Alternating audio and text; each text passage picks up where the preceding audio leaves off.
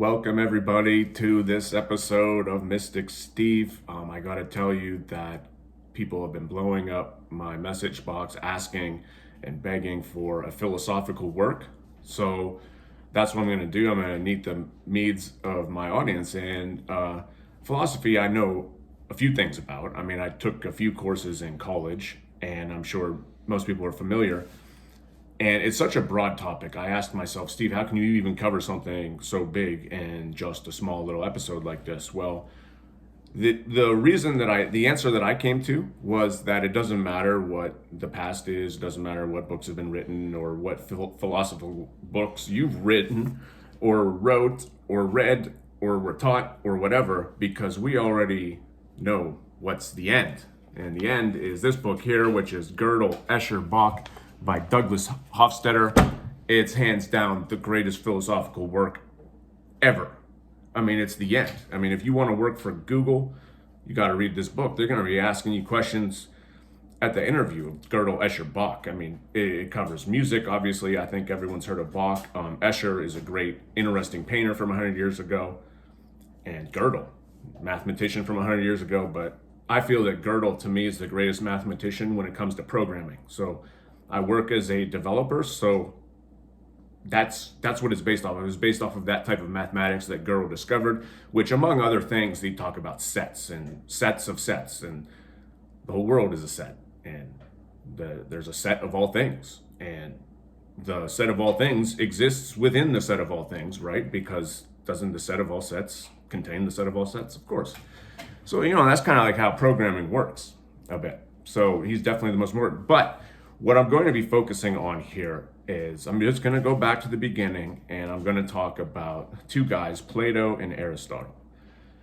Now, these are like definitely the most famous dudes of old time Greek philosophy, and we have a lot of their works. So if one were inclined, you could go to the library and probably find 10,000 pages of Plato. You could probably find 10,000 pages of Aristotle. It's out there. But I'm going to save you that time, and I'm going to tell you this. You should only read Plato. All right. To me, Aristotle was a fool. That's just my opinion. People aren't going to like that. Go ahead and roast me in the comments. But Plato was all about forms. And what Plato said was that all there is forms and abstractions. And there's not like, dogs. What we consider a dog is really the form of a dog. We have our own abstract definition that we process through language and impose that on the world and create this world that is really just all forms. But really a dog is just a bunch, I don't know. The characteristics that we use to distinguish animals are made up. They're human made, right? So Plato, was really big on forms, and he talked about, forms. All there is a form, only abstractions, and that kind of overlays well with like geometry. Now Aristotle, this clown, was over. He had his head in the dirt. He's like looking at plants and worms and, the stuff is made out of matter and there's this concrete world out there. Like, no, buddy, sit down, go eat.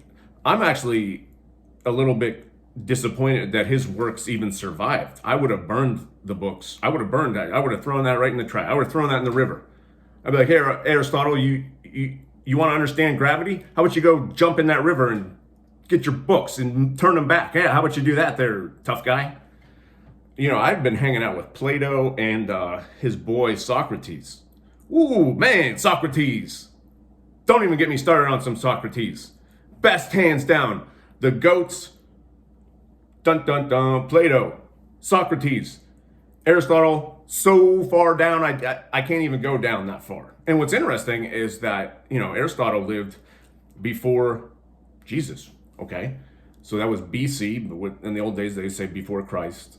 So that means that he was not a Christian.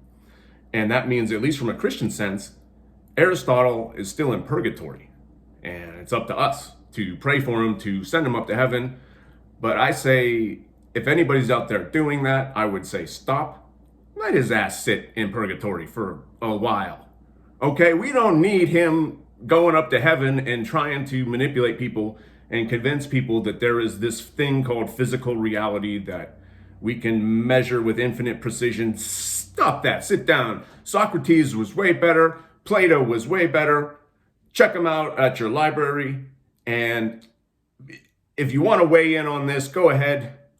Take the gloves off. Tell me I'm wrong. Prove me I'm wrong. And also like and subscribe. Thank you very much, everyone.